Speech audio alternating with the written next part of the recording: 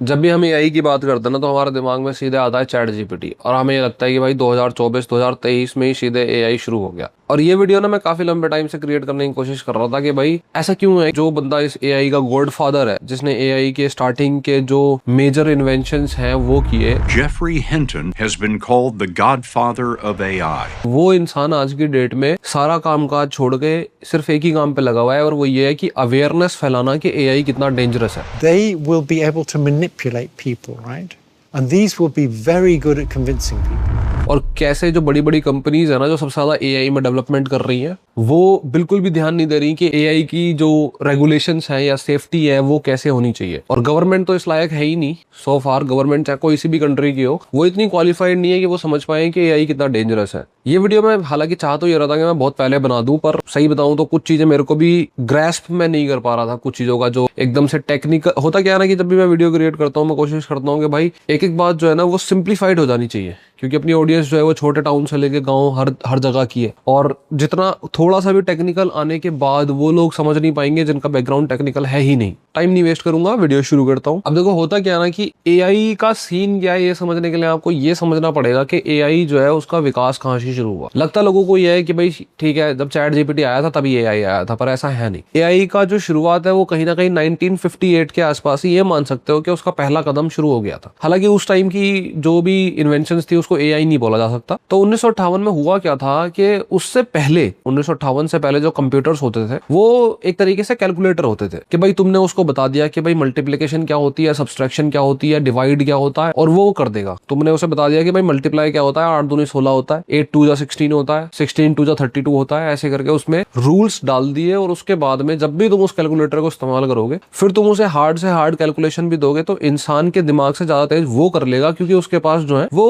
Electrical equipments है उसके पास। ठीक है, वो ह्यूमन माइंड की तरह नहीं है, बायोलॉजिकल ब्रेन की तरह नहीं है। उसको रूल्स बता दिए तो वो बहुत तेजी से कर सकता है, जो ह्यूमन ब्रेन से काफी तेज होगा। तो इस तरीके के कंप्यूटर हुआ करते थे। 1958 में क्या हुआ, एक साइंटिस्ट हुआ करते थे, उन्होंने इन्वेंशन करा, उनको ये समझ में आ गया था। इनफैक्ट कुछ पेपर्स भी उस टाइम रिसर्च पेपर्स लिखे गए थे, तो उन वहां उस टाइम पे जो ग्रुप ऑफ साइंटिस्ट्स थे उनको ये समझ में आ गया था कि भाई जो नेक्स्ट लेवल कंप्यूटर्स हम बनाएंगे या फिर जो डिवाइसेस बनाएंगे, मशीन्स बनाएंगे, तो उनको हमें ऐसे डिजाइन करना है जैसे ह्यूमन का ब्रेन होता है। देखो दुनिया में जितना भी इन्वेंशन आप देखते हो ना, उसमें से मैक्सिमम इन्वेंशन इसी बेसिस पे हुआ है जो नेचर में ऑलरेडी चीजें एग्जिस्ट करती है ना। जैसे अगर बर्ड्स एग्जिस्ट करते हैं तो हम उड़ने के तरीके ढूंढने की कोशिश करेंगे उनको स्टडी करके, इस टाइप से। तो ऐसे ही जो एआई है ना, एआई छोड़ो, जो कंप्यूटर्स का भी जो धीरे धीरे इन्वेंशन हो रहा था उसके रिगार्डिंग भी यही था कि भाई कैसे हम ह्यूमन ब्रेन को कॉपी कर सकते हैं। ठीक है, और वही तो आर्टिफिशियल इंटेलिजेंस है ना एक तरीके से। तो ह्यूमन ब्रेन को कॉपी करने के टाइम पे एक चीज समझ में आई कि ह्यूमन ब्रेन कैसे काम करता है, पहले ये समझना जरूरी है। ह्यूमन ब्रेन ऐसे काम करता है कि हमारे होती है न्यूरॉन्स। ठीक है, सपोज करो कि सामने हमारे कोई चीज खड़ी है और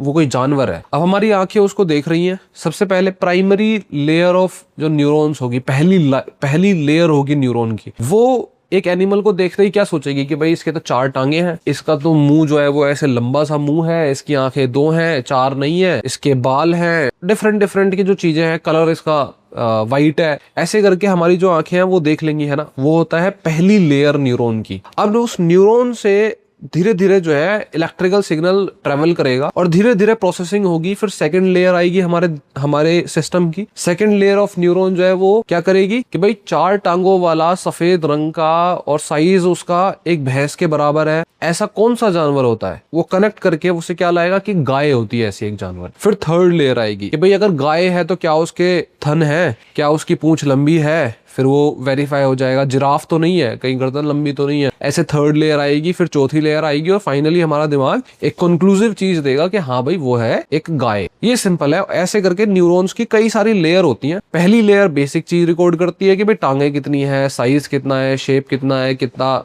कलर क्या है, ये सारी चीजें। फिर second layer, third layer, fourth layer आने तक हम डिसाइड कर लेते हैं कि भाई सामने वाली जो चीज है वो क्या है। तो ऑब्वियस सी बात हो गई कि यहाँ जो सबसे इंपॉर्टेंट चीज है वो क्या है, वो है न्यूरॉन्स का जो स्ट्रक्चर है। तो अब क्या हुआ, 1958 में एक साइंटिस्ट हुआ करते थे, फ्रैंक रोजनब्लैट। इन्होंने ना न्यूरॉन जो हमारे इंसान में होता है ना उसका एक आर्टिफिशियल वर्जन तैयार कर दिया, उसका नाम पड़ा परसेप्ट्रॉन। उनको ये समझ में आ गया कि भाई मशीन्स में जब हम ये लगाएंगे ना तो मशीन अपना दिमाग भी यूज कर पाएगा। अभी क्या है, अभी तो हम उसको रूल देते हैं और वो रूल के हिसाब से मल्टीप्लिकेशन, सब्सट्रैक्शन वगैरह कुछ मैथ की प्रॉब्लम सॉल्व कर देता है। लेकिन 1958 के बाद में हमारे पास एक पॉसिबिलिटी दिखाई दी कि हम एक ऐसा स्ट्रक्चर बना सकते हैं, मशीन बना सकते हैं जिसका खुद का भी दिमाग होगा। अब बड़ी ऑब्वियस सी बात है कि जब न्यूरॉन की जगह आर्टिफिशियल न्यूरॉन बन गया परसेप्ट्रॉन, तो जो साइंटिस्ट्स थे या जो इन्वेंशंस करने वाले थे उन्होंने फर्स्ट लेयर ऑफ न्यूरॉन बना ली। जैसे हमारी फर्स्ट लेयर ऑफ न्यूरॉन क्या है, हम देखते हैं या टच है, टच करते हैं और फील करके बता देते हैं कि भाई हाँ इसका ये साइज है, ये शेप है, ये फीलिंग है, ये कलर है वगैरह वगैरह, बेसिक चीज है, ठीक है, वो बन गया। इसीलिए आप देखते हो कि जो फोन्स है ना उसमें फोन में टच स्क्रीन, मतलब फोन को टच करने के बाद में फंक्शंस करना, ये सारी चीजें जल्दी इन्वेंशन हुआ था इनका। फेस का रिकॉग्निशन और थोड़ा लेट आया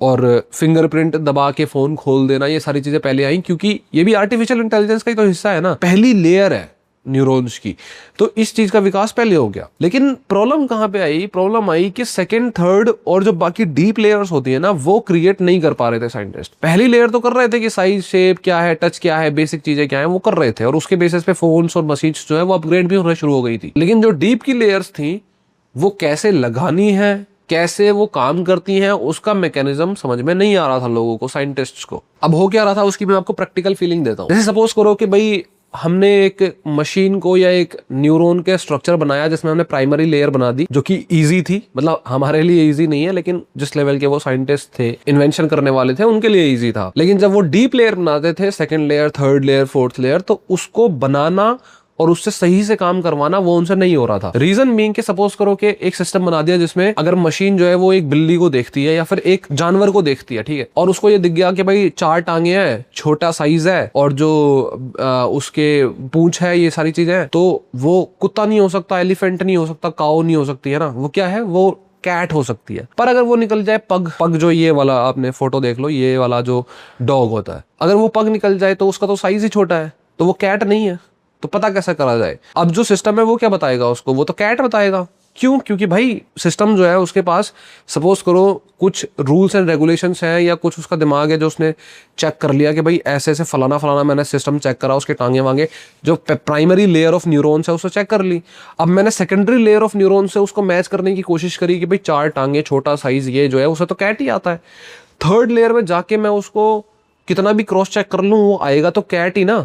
इनफैक्ट अगर मैं ये भी क्रॉस चेक कर लूं कि भाई उसका जो फेस है वो अजीब है, वो कैट की तरह नहीं है, तब भी मैं उसको डॉग क्यों बताऊंगा? उसके जो मेजर फीचर्स हैं वो तो कैट की तरह ही मैच करते हैं ना, major weightage, major proportion. At the same time अगर मैनुअली इस चीज को चेंज करने की कोशिश करी जाए कि भाई एक काम करो, फेस को ज्यादा वेटेज दो, सपोज करो फेस अगर ऐसा आ गया तो उसको ज्यादा वेटेज दो, टांगे वांगे छोड़ दो। या फिर ऐसे मान लो कि कोई अगर छोटे साइज का भी 4 टांगों वाला, पूंछों वाला आपको जानवर दिखाई दे रहा है लेकिन उसकी जीभ बाहर है, जैसे कुत्तों की जीभ बाहर होती है, तो उसको डॉग बता दो। तो सपोज करो कि कोई ऐसी फोटो दिखा दे जिसमें किसी कैट की, बिल्ली की जीभ बाहर हो, तो फिर वो भी डॉग बता देगी मशीन। तो प्रॉब्लम कहां पे आ रही थी कि जो डीप लेयर्स है ना, सेकंड, थर्ड, फोर्थ, जो डीप लेयर्स होती हैं वो सही से काम नहीं कर रही थी। उनको मैनुअली भी मॉडिफाई कर दिया जाए तब भी वो काम नहीं करेंगी, वो एक दूसरे से कॉन्ट्राडिक्ट करेंगी। वो सिंपल सॉल्यूशंस बता सकती थी कि भाई बिल्ली दिखा दोगे सिंपल सी तो बिल्ली बता देंगे, सिंपल सा कुत्ता दिखा दोगे सिंपल सा कुत्ता बता देंगे। उसके बीच में अगर मिक्सिंग करने की कोशिश करोगे तो वो कंप्यूटर समझ नहीं पा रहा, वो उसका डेवलपमेंट नहीं हो पा रहा था। एक टाइम तो ऐसा आ गया था एआई के फील्ड में, पहले तो बढ़िया अपना विकास हुआ और लोगों ने भरोसा भी करा कि एआई जो है फ्यूचर है। 1969 के आसपास एक टाइम ऐसा आ गया था कि लोगों को ये लगने लग गया था, बिजनेसमैन को, इन्वेस्टर्स को, कि ये फालतू की बकवास है, ह्यूमन ब्रेन नहीं बनाया जा सकता और ये सिर्फ भगवान ने कुछ ऐसी कैपेबिलिटीज ह्यूमंस को ही दी है कि वो ऐसा सोच सकता है। आर्टिफिशियल इंटेलिजेंस शायद पॉसिबल नहीं है। और एक तरीके से आर्टिफिशियल इंटेलिजेंस का विंटर आ गया। विंटर मतलब कि इन्वेस्टमेंट नहीं मिल रही थी, फंडिंग सारी खत्म हो गई, फंडिंग नहीं आ रही थी। लेकिन एक इंसान था जो टिका हुआ था और उसका नाम था जॉफरी हिंटन, वही इंसान जिसको हम गॉडफादर ऑफ एआई बोलते हैं। उस इंसान के सोचने का तरीका काफी डिफरेंट था। वो ये मानता था कि हम जो है वो एक बहुत बेसिक मिस्टेक कर रहे हैं और बेसिक मिस्टेक ये है कि हम आदमी का दिमाग बनाने की कोशिश कर रहे हैं, हमें एक बच्चे का दिमाग बनाना चाहिए। और फिर जो है जैसे ह्यूमन प्रोसेस है ना कि बच्चे का दिमाग बनता है, फिर वो अपनी गलतियों से सीखता है धीरे धीरे। अगर बच्चे से सीधे पूछोगे बिना कुछ सिखाए कि भाई ये क्या है, कुत्ता बिल्ली, तो वो बता थोड़ी पाता है। वो हमसे सीखता है, गलतियां करता है, फिर सीखता है, गलतियां करता है, फिर सीखता है और फिर जाके बड़ा बनता है और फिर उसका दिमाग जो है वो इंसान का दिमाग बनता है। यानी कि एक मैन या विमेन का दिमाग बनता है बड़े। तो हिंटन का जो सोचने का तरीका था वो कुछ ऐसा ही था, और उन्होंने एक बड़ी सही चीज का इन्वेंशन करा जिसकी वजह से उनको नोबेल प्राइज भी मिला, और वो थी back propagation. Back propagation technical लग रहा होगा, बहुत सिंप्लीफाई कर दूंगा। किया क्या इन्होंने कहा कि भाई चलो हमने जो है प्राइमरी लेयर ऑफ न्यूरॉन्स हो गई, सेकेंडरी, थर्ड और जो भी डीप लेयर्स है वो बना दी, ठीक है। अब जो है ना, हम ये नहीं कह रहे कि हमारा सिस्टम गलती नहीं करेगा, वो करने दो उसको मिस्टेक्स। हम ये कह रहे हैं कि जब वो गलती करेगा तो हम उसको एक एरर सिग्नल भेजेंगे विद फीडबैक कि भाई तू क्या गलती कर रहा है, और वो एरर सिस्टम जो है वो पीछे जाएगा और सारी की सारी जितनी भी न्यूरॉन्स है ना, थाउजेंड्स ऑफ न्यूरॉन्स और जितनी भी न्यूरॉन्स होंगी, लैक्स ऑफ न्यूरॉन्स, तो जब वो वापस जाएगा वो फीडबैक, तो हर न्यूरॉन को ये समझ में आएगा कि भाई तू कहां पे गलत है। जैसे एग्जांपल के तौर पे अगर पग दिखा रहे हो उसको, और अगर सिस्टम कहता है कि वो कैट है डीप लेयर्स की मॉडिफिकेशंस की वजह से, तो एरर दिखाने के बाद में उसको फीडबैक ये जाएगा कि भाई तू सही है, तू गलत नहीं है, लेकिन तू गलत कहां पे हो रहा है कि तू, ये जो पग होता है ये एक तरीके का एक्सेप्शन है, और उसका फेस जो है वो डॉग की तरह नहीं लगता, वो एक अजीब सा फेस लगता है। और इस केस में जब पग की बात आएगी ना, तो बाकी सारे फीचर्स इंपॉर्टेंट नहीं है, इसका फेस बहुत ज्यादा इंपॉर्टेंट है, और इसलिए ये पग है क्योंकि ऐसा दिखता है, ऐसे चलता है, वैसे करता है, ये एक एक्सेप्शन है। और इस टाइम पे तुम्हें एक डिफरेंट फॉर्मूला या डिफरेंट वे ऑफ रीजनिंग से सोचना है, डिफरेंट न्यूरॉन्स को एक्टिवेट करना है। तो वो ये नहीं कह रहा कि आपके जो फीचर्स, आपने जिस बेसिस से फीचर्स को बना रखा है उसको आप चेंज कर दो, नहीं। जब ये चीज आएगी तो आपको एक्सेप्शनली सोचना पड़ेगा, ये वो सिस्टम को बता रहा है। मतलब जो डीप लेयर ऑफ न्यूरॉन्स है उनकी ट्रेनिंग हो रही है, और वही ये चीज है कि बच्चे का दिमाग बनाओ और फिर उसको बड़ा बनाओ, उसको इंसान या फिर एक मिडिल एज्ड मैन की तरह उसका दिमाग का विकास होगा, वो सीखेगा। सीधे अगर आप उसको एक ह्यूमन डेवलप्ड ब्रेन बनाने की कोशिश करोगे तो आप फेल हो जाओगे, क्योंकि वो ह्यूमन प्रोसेस ही नहीं है। अब जब हिंटन ने इस चीज का एक तरीके से एक्सप्लेनेशन दे दी, और इसमें और भी कुछ साइंटिस्ट थे उन्होंने बना दिया, हालांकि चलो फिर भी कुछ प्रॉब्लम्स आई थी समझाने में, और उस टाइम हिंटन ने ये फोकस भी नहीं करा, सोचा भी नहीं कि भाई एआई आने वाले टाइम में कितना डेंजरस बन सकता है। आज के टाइम पे उनके खुद के ये वर्डिंग्स है कि उस टाइम तो मैं सिर्फ ये सोच रहा था कि किसी तरीके से ये जो एआई है इसको मैं दुनिया को बता पाऊं कि ये कितना पोटेंशियल रखता है, लेकिन उस टाइम उनको भी अंदाजा नहीं था कि कितना डेंजरस हो सकता है। AI is potentially very dangerous, and there's two sets of dangers. तो वो जो है कंपनीज को और गवर्नमेंट्स को, इनको यूनिवर्सिटीज को कन्विंस करते थे कि ये नेक्स्ट बिग थिंग है, और धीरे धीरे कंपनीज को जब रियलाइज होना शुरू हुआ, IBM, फेसबुक और बड़ी बड़ी जो टेक कंपनीज होती हैं उन्होंने भी इस पे इन्वेस्टमेंट करना शुरू कर दिया कि भाई चलो बात बन सकती है, कुछ ना कुछ हो सकता है। सबने अपने AI मॉडल्स, चैटबॉट्स जो भी होता है उन पे काम करना शुरू कर दिया। हिंटन जो है उन्होंने भी गूगल ज्वाइन कर लिया था, और धीरे धीरे जो आर्टिफिशियल इंटेलिजेंस था, अब चाहे उसे चैटबॉट की फॉर्म में मान लो, AI मॉडल की फॉर्म में मान लो, वो धीरे धीरे बच्चे से बड़े होने लग गए, वो धीरे धीरे सीखने लग गए। देखो कुछ ऐसे AI मॉडल्स होते हैं जिनके साथ जब आप बातचीत करते हो या उनके साथ आप रहते हो तो वो सीखते रहता है टाइम टू टाइम। हालांकि चैट GPT वगैरह ऐसे होते हैं कि आप उनके साथ बातचीत कर रहे हो, वो सारे डेटा को कवर करते हैं और अपने फ्यूचर को इंप्रूव करने के लिए उनको दोबारा ट्रेन करा जाता है। एक तरीके से आप ये मान लो कि अब सिचुएशन ये है कि AI जो है ना वो एक बच्चे की तरह था और वो धीरे धीरे बड़ा हो रहा है। और इस बात का जो अंदाजा है वो जॉफ्री हिंटन को हुआ काफी टाइम बाद। इनफैक्ट उनको जब ये रियलाइज हुआ कि भाई AI जो है वो इतना पावरफुल होता जा रहा है, वो एक ऐसा बच्चा है, ये जॉफ्री हिंटन के खुद के वर्ड्स हैं, जिसका दिमाग धीरे धीरे विकसित हो रहा है। There's bad actors using it for bad things, and there's AI itself taking over, and they're quite different kinds of threat. And we know bad actors are already using it for bad things. और आज की date में जितनी तेजी से human brain सीख सकता है ना, जितना भी बेस्ट टू बेस्ट IQ वाला इंसान ले लो, जितनी तेजी से वो सीख सकता है, उससे मिलियंस ऑफ टाइम्स में भी और थाउजेंड्स ऑफ टाइम्स ज्यादा तेजी से एक AI सीख सकता है। तो AI एक्चुअली उनके वर्ड्स में एक ऐसा चीते का बच्चा है जिसको आप पाल तो रहे हो और आपको लग रहा है कि वो डेंजरस नहीं है, लेकिन वो डेंजरस अभी है भी नहीं क्योंकि आपके कंट्रोल में है, छोटा है। लेकिन जब वो टाइगर बन जाएगा तो फिर टाइगर के ऊपर होगा कि वो आपको मारे या ना मारे, आपको छोड़े या ना छोड़े, या फिर आप जो से ट्रेनिंग दे रहे हो उस पर डिपेंड करेगा कि टाइगर के दिमाग में उस टाइम पे क्या आता है। इसका एक और सटीक एग्जांपल देते हैं जॉफ्री हिंटन, और ये देते हैं कि आप इमेजिन करो कि आपके दोस्त के पास एक पेट डॉग है और वो रहता है, सपोज करो कोलकाता जैसी किसी सिटी में रहता है। आप डिसाइड करते हो कि भाई मैं मिल के आता हूँ अपने दोस्त से, जाते हो 1-2 दिन उस पेट डॉग से खेलते हो, फिर अगले दिन आप डिसाइड करते हो कि चल भाई कोलकाता से एक काम करते हैं, किसी और शहर चलता है, खाना वाना खाएंगे, वहां मस्त रहेंगे। आप निकलते हो, वहां से 50 किलोमीटर ट्रेवल करते हो, फोन करते छोड़ते हो और वो मना कर देते हैं पेट डॉग अलाउड नहीं है वगैरह, आपको फिर वापस आना पड़ता है, घर आते हो, उस डॉग को छोड़ते हो और फिर निकल जाते हो। अब इस पूरी जर्नी में, या फिर ये तो मैंने सिर्फ एग्जांपल के तौर पे एक फील देने के लिए बोला है, इस पूरी जर्नी में आपको क्या लगता है कि डॉग को क्या समझ में आया? एक्चुअली उसको कुछ भी समझ में नहीं आया, क्योंकि उसका इंटेलिजेंस और हमारे इंटेलिजेंस का जो गैप है ना वो बहुत ही ज्यादा डिफरेंट है। और यही गैप जो है ना ये कुछ भी नहीं है जिस टाइम पे एआई अपनी फुल फॉर्म में फुल फ्लेज्ड डेवलप हो जाएगा, जो रोबोट्स होंगे मे बी या एआई मॉडल्स होंगे, तो उनका जो इंटेलिजेंस होगा और हमारा जो इंटेलिजेंस होगा वो इतना बड़ा डिफरेंस होगा उसमें जितना आज हमारे और पेट डॉग के बीच में है। या फिर यूं मान लो कि जैसे चिकन है ना, चिकन को हम किस तरीके से कॉमर्शियलाइजेशन में यूज करते हैं कि भाई चिकन लोग खाते हैं तो आता है, वो बनता है ना। अब चिकन कहाँ से आ रहा है किसी को कुछ पता नहीं, कहाँ जा रहा है कुछ पता नहीं, उसके साथ हो क्या रहा है उसको पता नहीं, कब वो मारा जाएगा उसको कुछ भी अंदाजा नहीं है। और किसी बंदे ने चिकन ऑर्डर करा, मंगाया अपने घर पे, और मान लो उसका फिर मूड ऑफ हो गया कि नहीं खाना, और वो खाया भी नहीं उसने, तो उस चिकन के मरने में और उसके प्लेट में आने के बाद में उसका जो पर्पस था वो भी सॉल्व नहीं हुआ और उसने पूरी जिंदगी उस चीज में गुजार दी। तो आप इमेजिन कर सकते हो क्यों ऐसा हुआ? क्योंकि चिकन का जो इंटेलिजेंस है वो ह्यूमन इंटेलिजेंस से बहुत ज्यादा वीक है, बहुत कमजोर है। अब वो कमजोर है इसीलिए तो वो प्लेट में है ना। अगर चिकन हमारे जितना इंटेलिजेंट होता तो वो फिर खाया थोड़ी जा रहा होता। और ना ही हम और चिकन दुश्मन है, ऐसा तो कुछ है नहीं कि दुश्मनी चल रही है भाई। तो इंटेलिजेंस का बहुत बड़ा गैप है। तो एआई में और हम में जो इंटेलिजेंस का गैप होगा वो ऐसे मान लो जैसे हम में और चिकन में। अब इसमें एक और चीज आप देखो कि जैसे मैंने बोला कि टाइगर का बच्चा अभी छोटा है लेकिन टाइगर बनेगा, उसके बाद उसके ऊपर डिपेंड करेगा कि वो हमें छोड़े या रखे। तो एआई भी इतना ज्यादा स्मार्ट हो जाएगा और ज्यादा पावरफुल हो जाएगा कि वो सोचेगा कि भाई ह्यूमंस को रखना है कि नहीं रखना है। अगर नहीं रखना है तो वो ऐसा कुछ भी प्लान कर सकता है। जो आपने जितनी भी मूवीज देखी है ना जिसमें जितना मर्जी तगड़े लेवल का एक तरीके से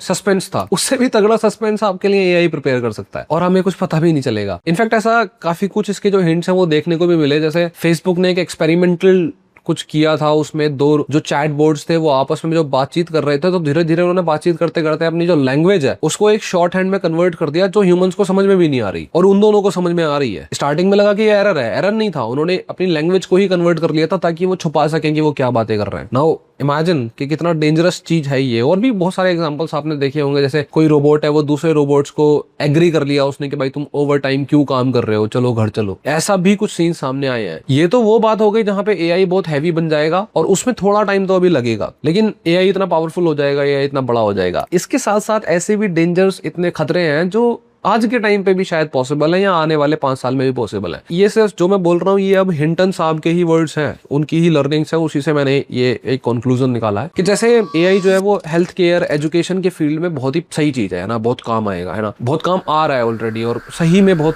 लंबी रीच हो सकती है उसकी। Using AI for probably the biggest positive transformation that education has ever seen. लेकिन एट द सेम टाइम वो गलत लोगों के लिए भी उतना ही पावरफुल है। अगर किसी बुरे इंसान को देखो भाई, हर सीरियल किलर्स पता नहीं किस किस टाइप के लोग होते हैं ना, तो सब इमोशंस पे नहीं चलते हैं। तो कुछ गंदे लोग जो भी हैं, अब अगर वो चाहे कि एक वायरस बनाया जाए, वायरस मतलब जो बायोलॉजिकल वेपन होता है, तो अगर वो मॉलिक्यूलर वायरस बनाने की कोशिश करें तो पहले के टाइम में जब एआई नहीं था तो क्या था कि एक ऐसा बंदा, एक ऐसा डॉक्टर या एक ऐसा एक्सपर्ट ऑफ बायोलॉजिकल वेपन्स चाहिए आपको जो कि बिलियंस ऑफ पीपल में एक आधा होता है, ठीक है, ऐसे गंदे काम कराने के लिए। और वो उसको भी अगर वो करना चाहे तो उसको मिलियंस ऑफ डॉलर्स की फंडिंग चाहिए क्योंकि इतना आसान नहीं है काम। आज के डेट में एक इंसान एआई के नॉलेज को यूज करके, उसको एक्सपर्ट होने की जरूरत भी नहीं है, वो वायरस क्रिएट कर सकता है अगर उसके पास ठीक ठाक अमाउंट ऑफ पैसा है तो। और जितनी देर में गवर्नमेंट को थोड़ा सा अंदाजा भी लगेगा ना, उतनी देर में पूरी दुनिया में वो वायरस फैल भी सकता है। तो इमेजिन कर सकते हो आपकी एआई की जो कैपेबिलिटीज है उनका इस्तेमाल करना किसी इंसान के लिए भी कितना ज्यादा नुकसानदायक है। अब इन सब चीजों को रोकने के लिए चाहिए रेगुलेशंस। यार आप छोटी सी बात इमेजिन करो कि एक छोटी सी भी गन का जो लाइसेंस है ना, उसका भी लाइसेंस लेना कितना मुश्किल होता है हमारे यहाँ। तो हम एआई का जो लाइसेंस है वो हर किसी को कैसे दे रहे हैं, और गवर्नमेंट इस पे रेगुलेशंस लगाने लायक नहीं है। ये तो आप समझ सकते हो कि पॉलिटिशियंस का वो लेवल नहीं है कि वो समझ भी पाए कि एआई की जो डिफिकल्टीज है वो कितनी ज्यादा है। Mark my words,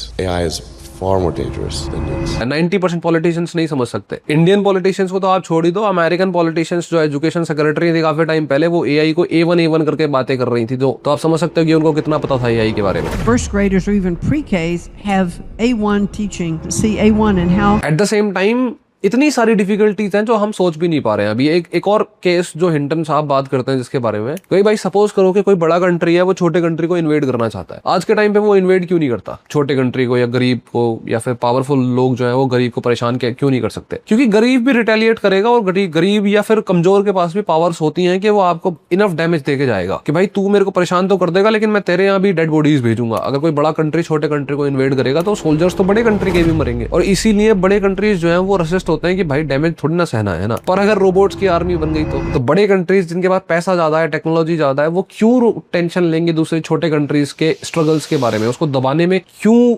सोचेंगे दो बार? एट द सेम टाइम हम अपने कंट्री में बैठ के अपने एनिमी कंट्री के बारे में ज्यादा सिंपैथी रखते नहीं है। हम ह्यूमन इमोशंस ही इस टाइप के होते हैं, हम दुश्मन के सोल्जर्स के बारे में इतना नहीं सोचते। तो imagine how dangerous can this be if we have a robot army और रोबोट सोल्जर्स। तो this was the simplified version. कई जो भाई लोग हैं जो एक्सपर्ट्स होंगे इस फील्ड में, उनको लगेगा कि मैंने चीजें ओवर सिंप्लीफाई कर दी, पर यार ओवर सिंप्लीफाई करना कई बार जरूरी हो जाता है। छोटे छोटे गांव में बैठे हुए लोगों को नहीं समझ में आएगा अगर थोड़ा सा भी मैंने टेक्निकली खींचने की कोशिश करी। तो ये थी अपनी एक्सप्लेनेशन, बाकी कमेंट्स में डिस्कस करते हैं, वहां बात करते हैं।